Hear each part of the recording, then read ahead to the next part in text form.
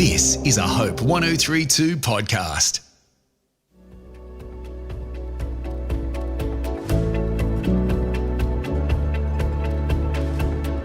Hello, I am Georgia and welcome to Finding Hope, the podcast that swaps out the depressing news headlines for stories of hope that won't make the front page. Today is just a really short episode to celebrate reaching the official halfway point of Season 1. I really cannot thank you enough for listening, truly. When I first had the idea for this podcast earlier this year, I had no idea that it would actually drop just in time for Sydney's longest lockdown.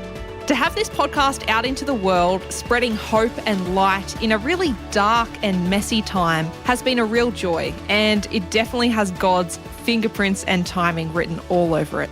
I'm going to share my favourite moments of the season so far, but before I do, I want to give a big shout out to anyone listening who has a story to share, or perhaps knows someone with a story to share. Big or small, if it's filled with hope, I want to know about it. One of the very best things about this podcast is that it shares stories of everyday people, not celebrities or particularly well-known voices a lot of the time, just everyday folks with amazing stories to share. It's made me realise that everyone has a story worth sharing, and it's actually made me relate to the people in my life and even strangers a little bit differently. Perhaps you've been through something really hard that's taught you something about God or yourself. Whatever it is, I would love to hear from you. You can leave a comment on the Finding Hope page at hopepodcasts.com.au and I'll see your message and respond to you there. I'd also actually love to hear your feedback about the podcast, what you've loved, what maybe you haven't loved, what you'd love to see more of in the future. You can let me know via the podcast page, once again at hopepodcasts.com.au, or you can leave a review on whatever platform you're listening from. Now, there are 10 fantastic episodes so far that you can listen to. In fact, if you've missed any, at this point, just stop, press pause on my rambling and go listen to one of them. They are a lot better than anything that I could ever say. But look, if you're all caught up, I think it's worth revisiting some highlights of the season so far. First up, my absolute favourite chat so far. They've all been brilliant, but this one definitely has topped the rest, and that is Corey Tutt. I think I'm a little biased because I do have a science degree, but he's doing amazing work with his initiative Deadly Science, which provides science books and resources to remote Indigenous schools across the nation. But these are more than books. Corey and his team are showing kids that there is a different path to life, a hope for the future, in a country that so often counts out Indigenous kids. We had a really moving chat, not only about the power of science and STEM, but also the much bigger, heavier issue of incarceration of First Nations kids. If we're going to lock people up based on their race for making one mistake and not give them the opportunity to learn, then we are doing a disservice to society, because one, those kids are not going to learn, right from wrong if they're going to get locked up every time. And for a lot of those kids that get in trouble, a cell might be the only time they get their own bed or like their own room or their 3 meals a day. So to really address the problem, we need to actually look at why, what other inequalities are leading to this, and how do we address it? For me, I can safely say Deadly Science has kept a few kids out of jail now, and a few kids from, taking their own lives. I remember hearing that for the first time and being absolutely floored by these comments. I almost felt ashamed of my ignorance. But then I realised this is why these conversations are needed. This is why they exist. Because once you know better, you can do better. And I think that one comment, and also Corey's whole conversation, it's taught me to look at every story with a different lens. Every person with a different lens. A lens of compassion, of love, of tolerance, of understanding, because you really have no idea what someone has been through. Everyone has a story. Everyone is bringing their past experiences to their present lives. And some people just really have different lots in life. I think as a kid, I was given a massive head start. I'm white, for starters. I was born into a middle-class family. I received a private school education and I have a university degree. It doesn't make me better or more worthy of love or compassion or second chances or good education than any of the kids right now in Australia. It's simply the luck of the draw. I was drawn a very different card, and I think it's very important to remember that. And we treat everyone we come across as stories that we simply don't know yet. If you want to listen to Corey's full conversation, and I really do recommend that you do, head back on to episode 6. It's called Corey Tutt, the man changing lives with science books.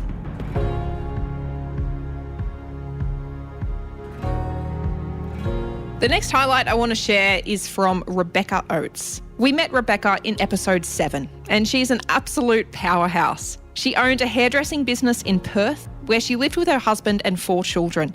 And she gave it all up to follow a calling from God to move to India to serve the people there. She travelled to a very hard part of India, Sonagachi, known as the Red Light District in Calcutta. 10,000 women line the streets in a 1 square kilometre radius every night, trapped in a life of prostitution. It was there that Beck met Mina, a woman working to change the prospects of the women living here, something that Beck wanted to do as well. But their first meeting didn't quite go as expected. She knew, that I'd come to learn and help if I could. So she sat me down and sort of said, well, okay, you've come here. Lots of people come here and they have a look. And she said, people tell me that Jesus loves me. And she said, people tell me that Jesus is here in Sonagachi. And, this is a dark place, but there's not been a place like that where I've had been more sure that Jesus was present than in that place. And so I was very pleased to say, Jesus is here. He may be weeping. He is here. She said, so people know what's going on here. People know this is not a secret. And so if all these people follow Jesus and Jesus is here, then where are these people? Where are they? Why aren't they here?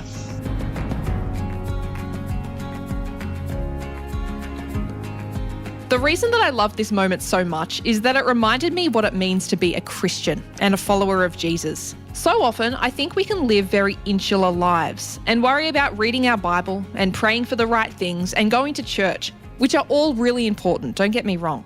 But it's just as important to walk alongside those who need it, to be a light in a really dark world in a practical way. Exactly what Mina and Rebecca were doing. You can listen to Rebecca's full story in episode 7, titled Rebecca Oates, the family who sold everything to follow God. The last highlight I want to share, going all the way back to episode 1 with Meryl McKenzie from Mercy Ships. I remember being so nervous when launching this first episode. I had no idea how this podcast would be received, no idea how Meryl's story would be received. But there was just so much fantastic reception and feedback from Meryl and the work of Mercy Ships, the wonderful work they do. It really set the tone for the rest of the podcast, and I'm still so thankful for Meryl for being a bit of a guinea pig, to be honest, as my first guest, but she was just incredible. Meryl is a Operation Theatre nurse who spends her days on a hospital ship, performing life-saving surgeries for the world's poorest people on the coast of Africa. And she shared a story, one of many stories, of one of her patients, Ulrich.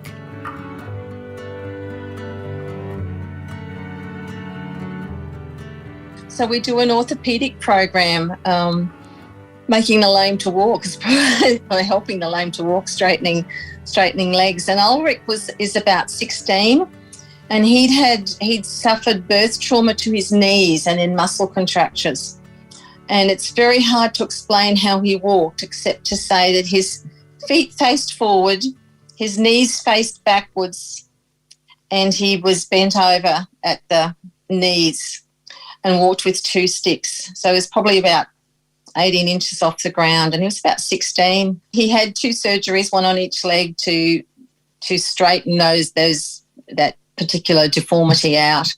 And he stood up for the first time, and he presented the surgeon that did his surgery. He presented Dr. Frank with one of his walking sticks and says, "Here you go. I'm not going to need these anymore." And you just, the emotion of is just, every day there's stories like that.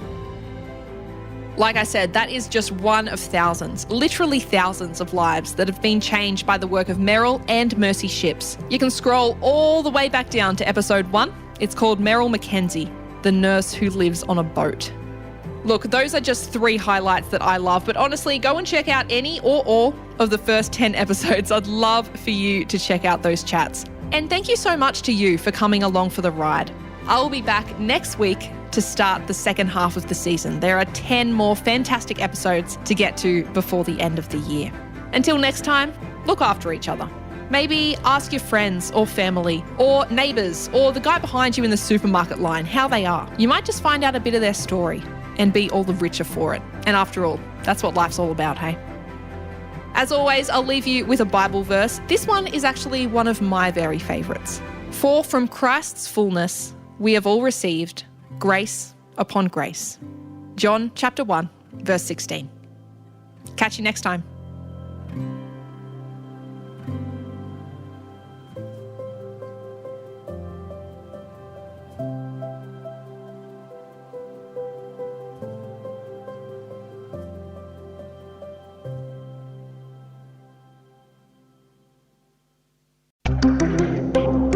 This is a Hope 1032 production. Thanks for listening.